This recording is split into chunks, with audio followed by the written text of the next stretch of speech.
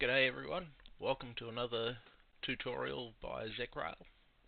In today's tutorial we're going to be looking at creating a ground texture for Trainz Railroad Simulator 2019 using the PBR or physical based rendering materials or textures, including height mapping. In this case I'm going to make a very simple grass texture. However, I'm using a new tool that's only recently become available. It's currently free as a public beta called Quixel Mixer. So we'll open it up here. Before I go with that, this is the sort of effect we're looking at. So you can see that the ground actually looks 3D. This is created using a height map texture, and Trainz then makes it look 3D from that instead of having to model it as we would have had to in the past. It uses quite a few different textures these days. So you've got your Albedo texture. This is basically the color that you see on the map. Your normals map, which is the bumps and slightly rough texture that you'll see to distort the light a little bit. So this is the ground texture version here. In the alpha channel of that is your height map, which actually gives it the raised and lowered look, so that creates the shape of the terrain that the texture appears on effectively. Then there's the parameters texture. This is made up of 4 channels. Your emissive, this basically tells Trainz, does this texture glow in the dark? Your roughness, that tells it how rough or smooth the texture is. And then your ambient occlusion tells it when there's only ambient light hitting the surface, does it reflect ambient light or is it in shadow or partial shadow or what have you. And then your metallic or metallicity or metalness texture tells Trainz how metallic that surface is. So for a polished piece of steel it's very metallic. For a blade of grass it's not metallic at all. The metallic and roughness basically go hand in hand to control either a mirror type reflection, which is metallic, and then how sharp or soft that is through the roughness. The rougher it is, the less sharp it is. Or for a more specular texture, which is what we're sort of more used to seeing in Trainz, you would have less metallicity, and then the roughness controls how sharp the specular highlights are. So that's the basis for a PBR or physical based rendering texture, ground texture, and for most others. In this case we're going, as I said, use Quixel Mixer. This is a very simple tool. As you can see, I've got a selection of textures here already, but I'm going to make a new one. In this case I'm going to make a very simple green grass texture. When we're doing this we use a working resolution of 2048 pixels. That's the maximum that Trainz will currently use. You can make a 4096 texture for Trainz or 4K. However, Trainz will scale that down to 2048 when actually in use. And the PBR workflow that we need is metalness. Do not use specular. That will give you incorrect results. You must use metalness. So we click OK, and this is our blank texture. So the first thing we've got to do is actually create a texture. So in this case I'm going to select a grass texture that I've surface, as they're called, a grass surface that I've generated myself. This is taken from a photo, and here we have it in the preview. So you can see we have a few settings here. Your Albedo, you can actually change the color. So just to show the effect, I can actually turn my grass blue. And then I can reset that back to default by doing that. Mixer actually basically detects the most common color and sets it as the Albedo. Our metalness and gloss are already preset. Again, we can change them if we think it's not quite right. So by making it more white, we've just told it that this is a much more metallic surface. And then the gloss is setting it's basically setting the roughness and smoothness. So we'll reset them. The next step that we can do is we can actually change how rough the surface is. Now, there's a few ways of doing this. We have a lot of tools up here that we can use. some of which you will need additional surfaces either to create yourself or from Quixel's Mega Scans, which, apart from their free surfaces like the snow here and the soil mud, a couple of these came with Mixer itself. The snow texture is a free one, but you will need a subscription to actually use these to release them. So the first thing I'm going to do is I'm actually going to add a noise layer now and place that under the grass. So we can see that if I turn this off, we're actually getting some shape to the plane. We'll just adjust these a little bit just to change how that's shaped. The best thing I can suggest is experiment, find what looks good for each texture. I'm not 100% confident of what each value actually does per se, but the best way I've found is just to experiment. We then turn our green on, and I'll go opacity mask. That ensures that basically the texture is applied to everything unless you use a mask to paint it in or out in specific areas. Our next step is we've got the wrap to base function. This will actually force the texture to wrap to the noise layer that we added earlier. We can adjust other settings here. Best to leave for this layer. Basic will leave everything else as it is. So you can now see we've got a fairly lumpy piece of ground here. As you can see, you can adjust between the noise height that we've generated or the texture's own height map. We then can adjust how the different height map details in the textures appear, and the shape of it and all that sort of thing. I think in this case we want it a little bit smoother than that, so that looks about right for basically an average grassy field. And then what else do we have here? That's about all we need to do for this one. Now the next one is we're actually going to duplicate this layer, and we'll offset it by about a third of the texture in both directions. This effectively shifts it so that you get less repetition within the one tile. One of the other things is that this texture is actually set up for a slightly smaller space. So we're going to set both of them to 2 repetitions on the tile, which effectively means we've actually got 4 copies of the texture. It'll repeat twice in the x-axis, twice in the y. Hence the offset. So if I do this, you can see that they're different. This is toggling the visibility of this second layer. And then what we can do is we set the opacity, the blend mode from below. We can actually raise this second texture up through it. It's a little bit easier to see if I use a different texture. So just as a quick example, I'll add in a mud texture, which I'll delete in a second. And you can see that it's coming up through the other ground. We can then change the blending between it, so more radius basically fuzzes it out between the 2 textures. Preserve details adjusts how well the details from the texture below come through. The opacity adjusts the opacity of this layer.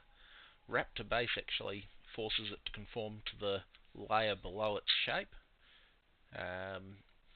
Remove base details will force the height map to effectively take over for this new layer. If we set it fully or set it to minimum, the below layer's height map starts to come through more. We can adjust how intense the height map of this layer is, how much it shows through. We can adjust the threshold for it. And if I just lower this down just a little bit more, we can sort of generate this slightly muddy, grassy area. However, that's not what we're aiming for on this one. In this case, I'm aiming for just a very basic, slightly less repetitive grass. One of the things you can do is you can darken the albedo a little bit, possibly add a little bit more or less green. I'll just reset that so I can just darken it a little bit. That just gives us a little bit more variation in the texture without it being a wild bit of variation. You want them fairly consistent colour over the texture without being exactly the same colour. Again, you'll need a bit of experimentation. So I'll go out to full screen here. You can see that we're getting a fairly nice piece of grassy ground.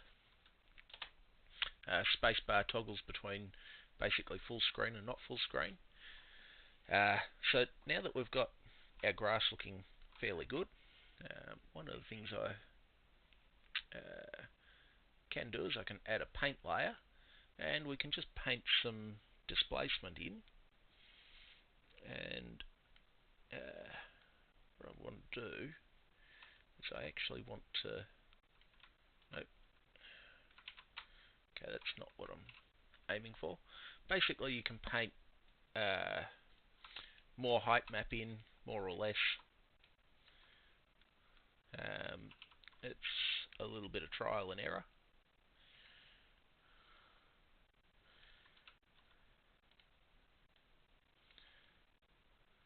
So if I just set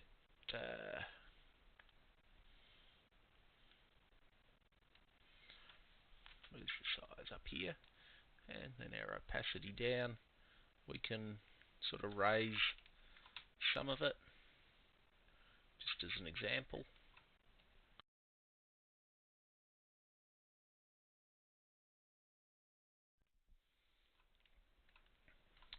Or I'll just delete these now because I'm still pretty happy with our height map here. You can also paint in a mask, so in this case, if I do this, you can see parts of the texture that we've blended in over the top disappearing. We'll just clear the mask there. I actually need to bring that through a little bit. That's better. One of the things I noticed, if I bring this back down, is that we've got a repeat in this little clump of sort of dry grass, which doesn't look that great. So by doing that, it's just that little bit less repetitive. And then our mask could be used to reveal or hide other bits. However, I think in this case I won't need it. So that's a basic grass texture. Now, there's a couple of steps that you would want to take before or after this.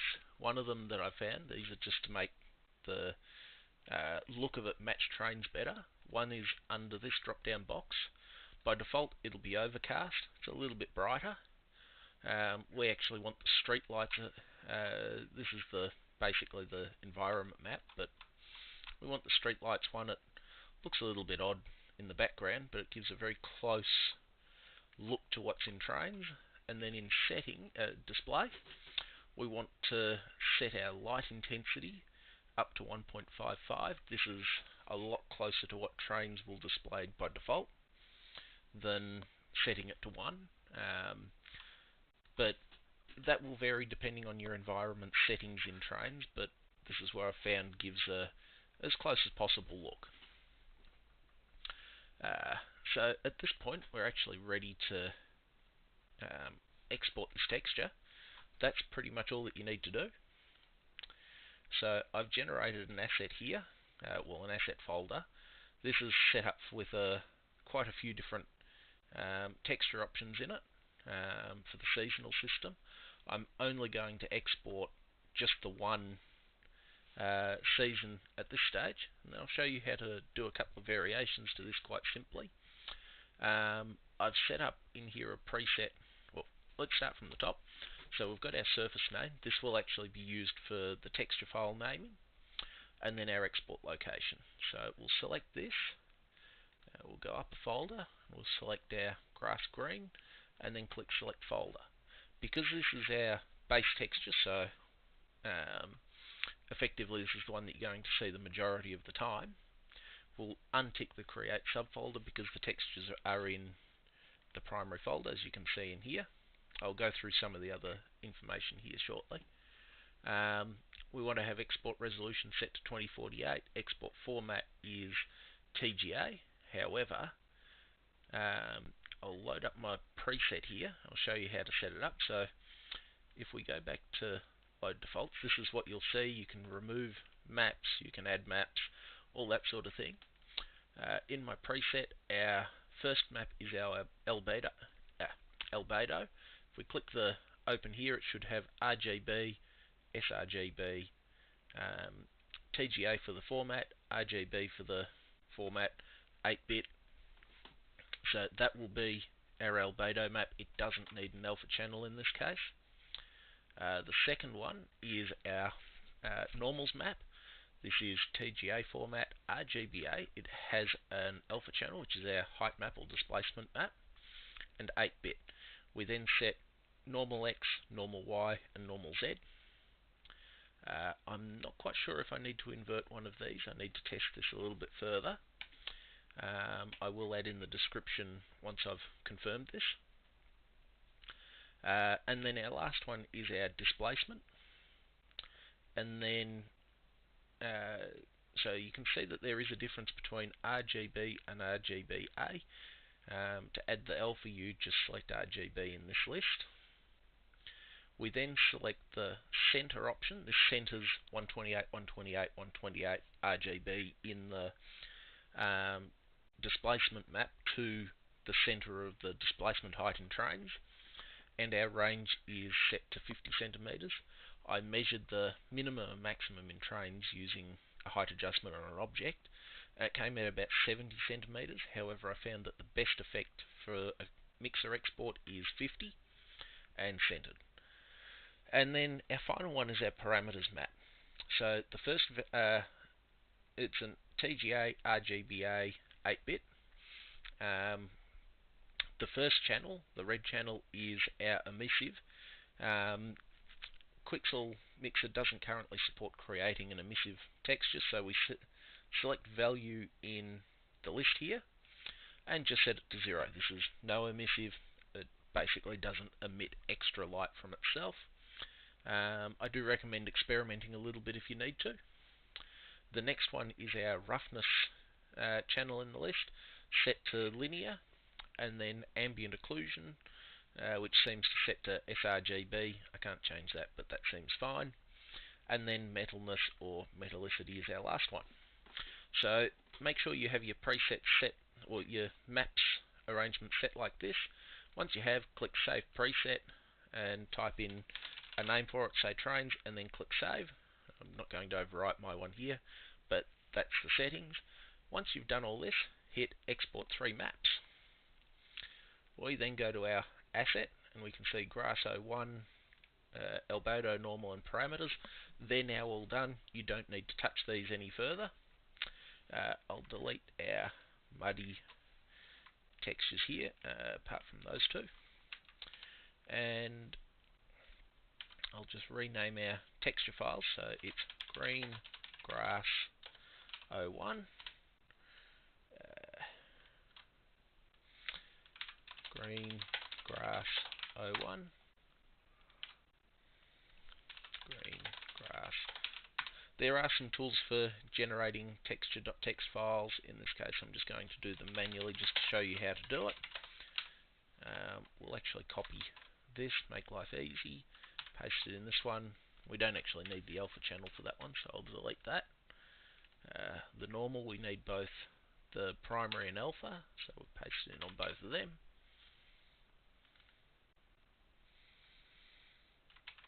Same for our parameters map. These two here I'll leave as they are at the moment. They are our detail map. Effectively, a detail map allows you to change the lighting intensity and the angle of the normals on your grand texture over a large expanse. So grand textures are tiled approximately every 10 meters, like they conform to the 10 meter grid. You then set your scale to adjust how big the image is on the grid. However, each time it tiles it looks identical. The detail map allows you basically to create variation in the one texture so that it doesn't look as repetitive. Handy little method. Does take a little bit of experimenting to work out. I can show you the Albedo is just basically a grayscale height map, effectively, and that's basically an intensity map in this case, and then this is our normals map generated from it. And that just changes the normals over the surface as well. So the next step is we'll open the config.txt, name our ground texture. We also need to change the reference to those two texture names. These are the ones that will appear for our green grass muddy, or green grass in this case texture. I'll leave all of the others there for the other variants of the texture, which I'll show you how to make after I get the base version working in Trainz. This asset is just about ready to go. I just need to set the KUID number.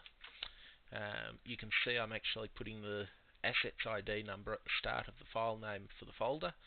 It just makes it easy for me to find specific ground textures in my folders. Little things like that can really help. So we now drag and drop into Content Manager. I've got two others in here. It will take a few minutes for a larger texture asset like this. Overall, the ground texture asset it's very large, I know that. There's several seasons in this, which makes it quite large.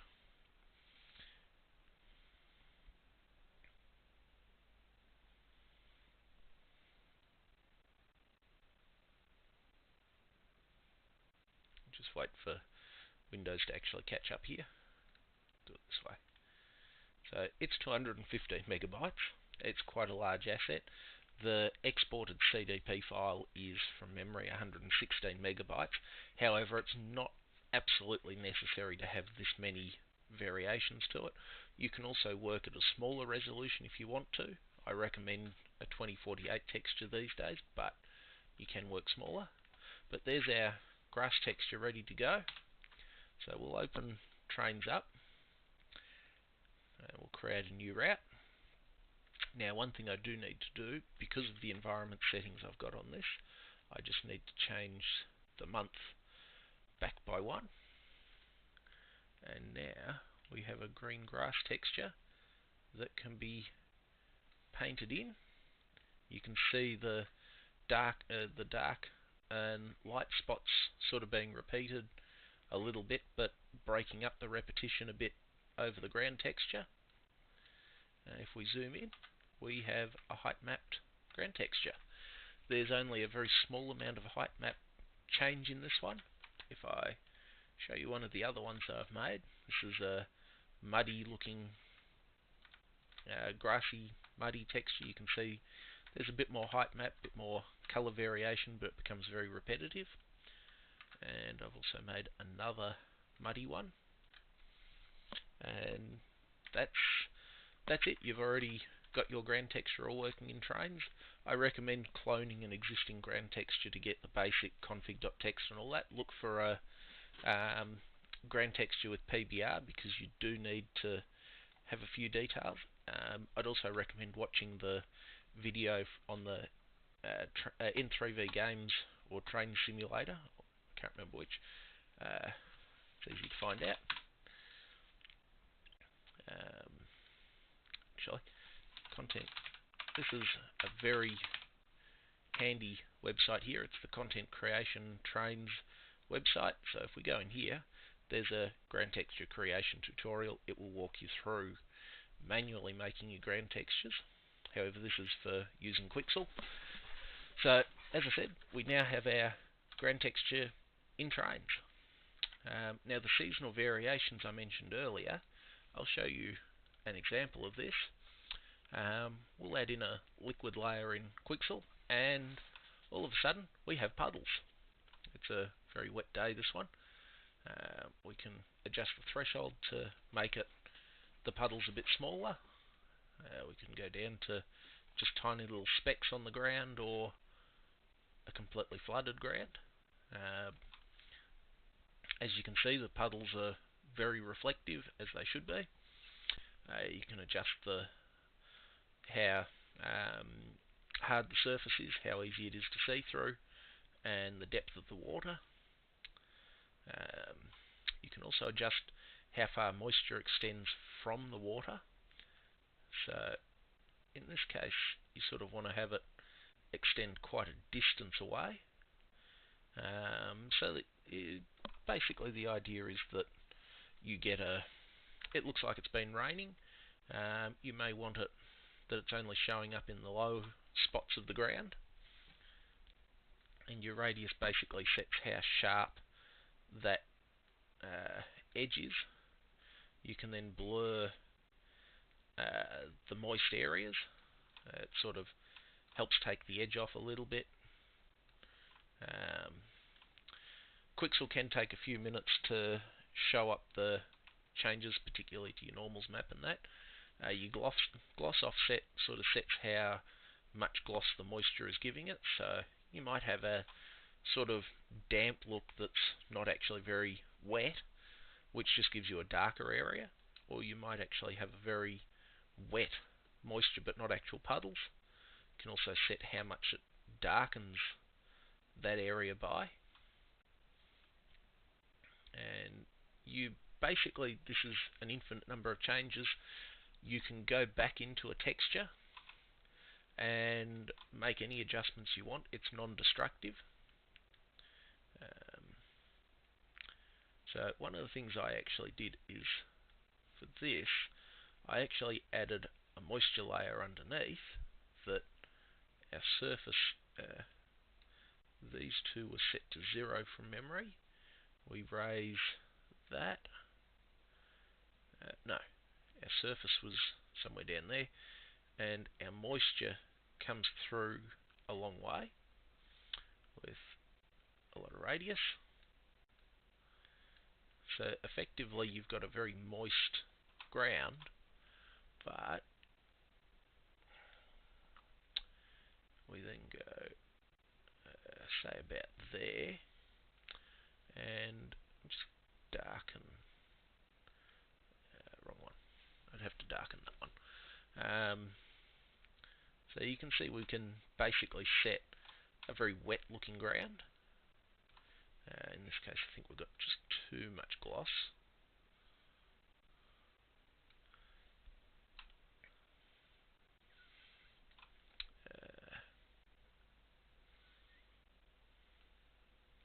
I think if we set the detail up and then increase the radius there, that's looking a bit better. And just make sure to check it in multiple directions so you can see how all your reflections are looking.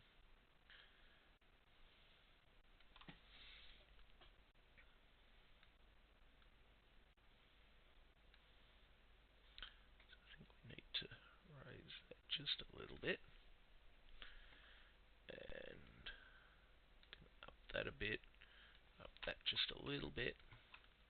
Yeah, that's looking a lot better. We don't want to darken the grass too much, otherwise it looks a little bit odd.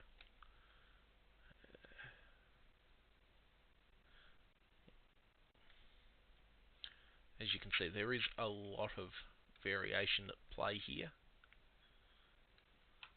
You have a lot of control over this.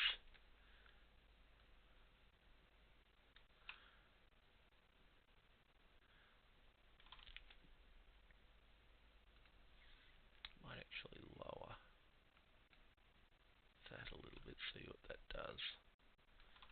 I think that actually doesn't do much at this point.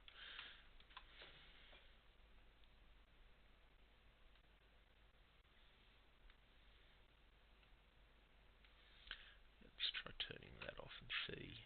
Wow, that does look interesting without the water on it. So we'll turn that back on and try. That looks a lot better. I think that's the look I'm sort of aiming for. Can turn the depth back down on that a little bit.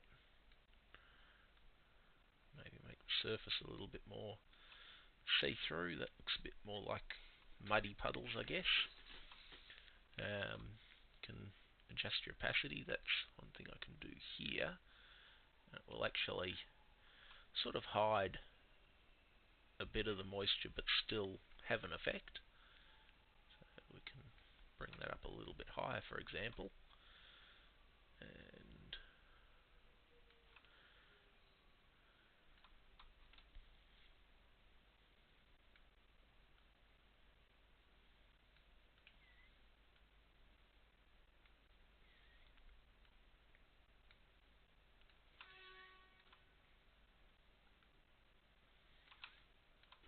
there we go. So if I turn these two layers off, the first thing I should actually do is save Green Grass 01 and then turn them on. I'll save them under a new name. Green Grass 01 Rainy. So that's actually a rainy texture. I'll show you how I've set that up in Trainz as well. But we'll turn them off, and I'm actually going to set up our final seasonal variant for this one, and that's to actually create the snow texture. And effectively, we can have very light snow or very heavy snow. This is very, very bright.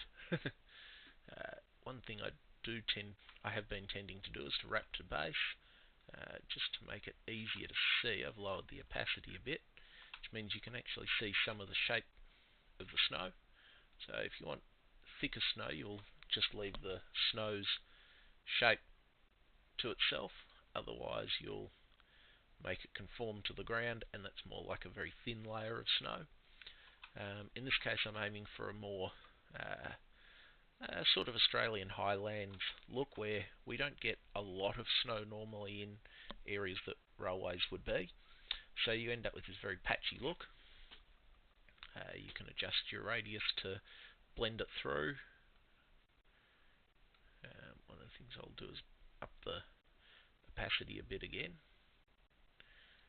and we can just see how some of these settings start to take effect.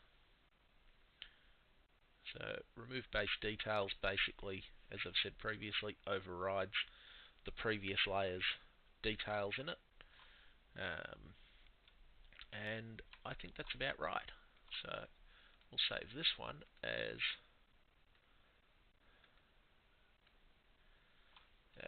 patchy snow. Save. And then what we do is we just hit the create subfolder option, make sure that it's still pointing at the correct asset, and we export that one. And I'll go open, and I'll select our rainy one, and we'll export that one. And we'll go back to our asset, and that one didn't have subfolder ticked. Make sure you tick that one when you're doing this. And you can now see that we've got our rainy and patch snow. I'll rename that in a minute. Just delete the duplicate rainy files here. So we can delete, or what we can do is we can actually go in and copy these texture.txt files from patched snow and from rainy. These are just ways to make it a little bit quicker to set up these texture files. I'll delete those two folders.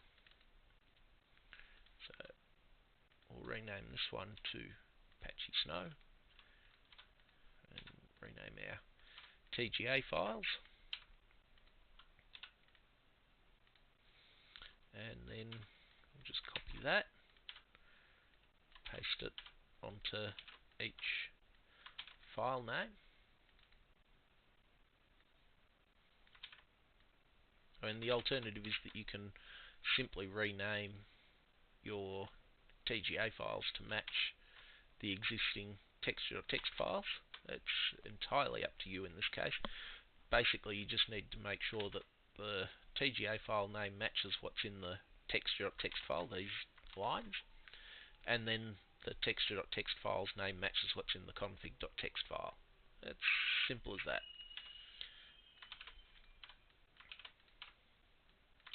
As you can see, the Quixel Mixer makes it very, very quick to make extra variants. Within a couple of minutes I had both a rainy and a snowy version.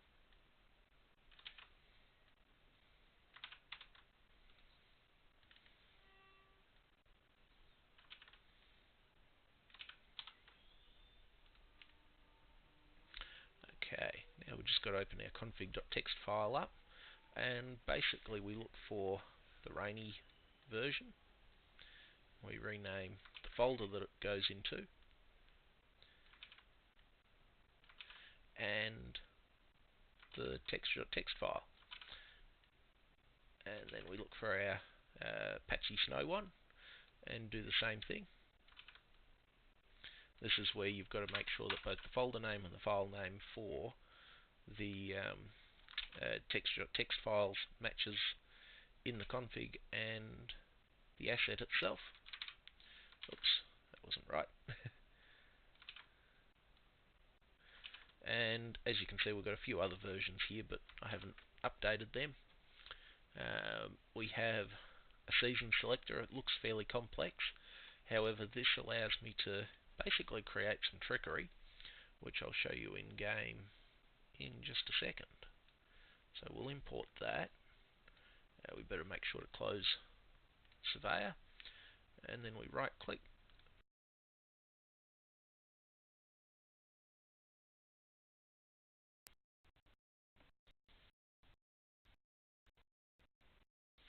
And because it's such a large take, several seconds to submit.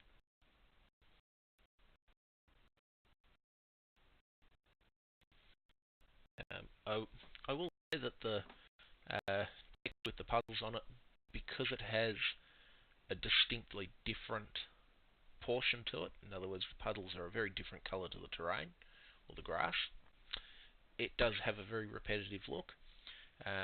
If you decide to do these sorts of textures, okay, apparently I've made a mistake.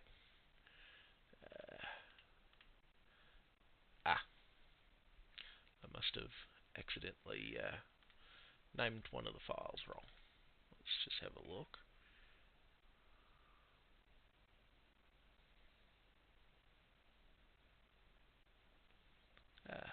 That one's incorrect. There we go. That shows you it's very easy to make a mistake like that and very quick to fix once you find it.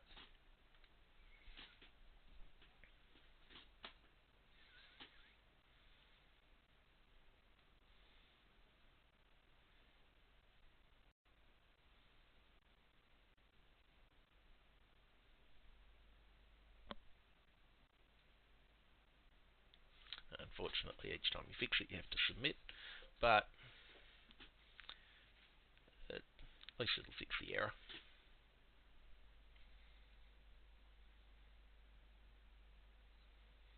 And don't be put off if you do make a mistake. As you can see, we all do it. It's easy to make and generally pretty quick and simple to fix when you're working with a configuration file that you know already works. You know that it's just something simple to hopefully fix. Okay. Apparently I've mixed up one of these. So I think I believe that might be it. Let's try this one more time. You have to be careful not to leave out any quote marks or curly brackets or similar. If you do leave one out, it can actually change how to range the config file, and effectively what can happen is after a opening quote mark bracket can be seen as part of that section or that tag. All of a sudden it gets very confused.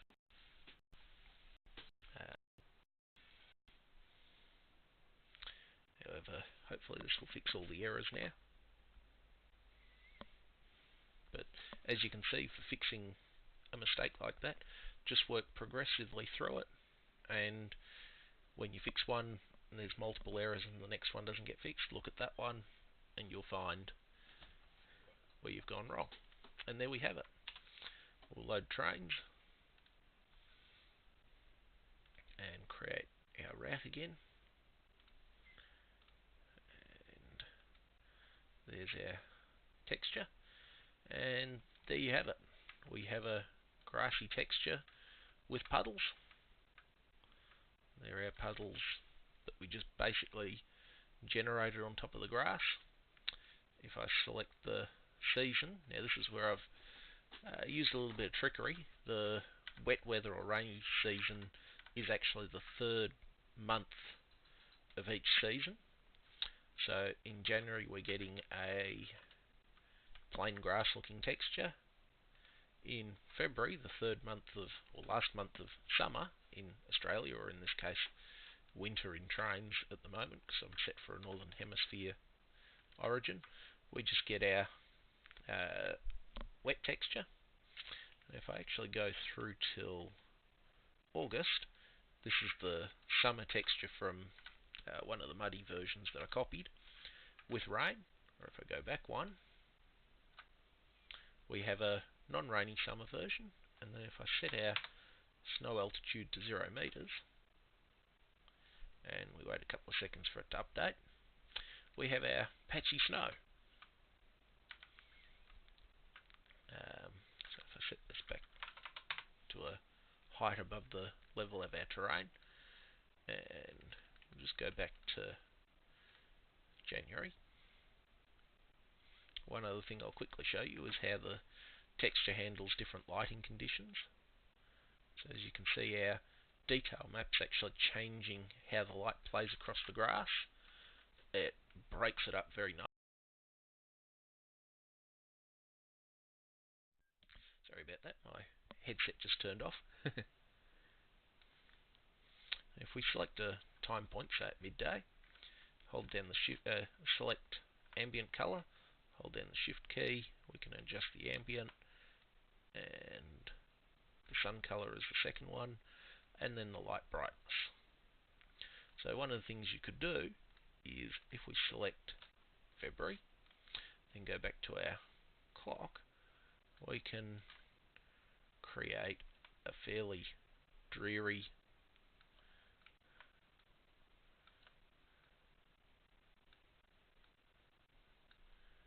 I'm actually going to add a time point here and do the same, so about 10 o'clock in the morning. So we'll set our ambient color about there, our sun color about here. We'll go here, select a very cloudy sky so that we have very little light coming through, and we'll turn some rain on, and we now have a very wet, very dreary feel to our ground texture and route. So I hope you found this tutorial helpful, and I look forward to bringing some more in future. If you have any thoughts or suggestions, please let me know. I apologise for a couple of hiccups such as the errors on the asset, but that's what happens when you're creating an asset sometimes. And I apologise for the hiccup with the headset. Good night.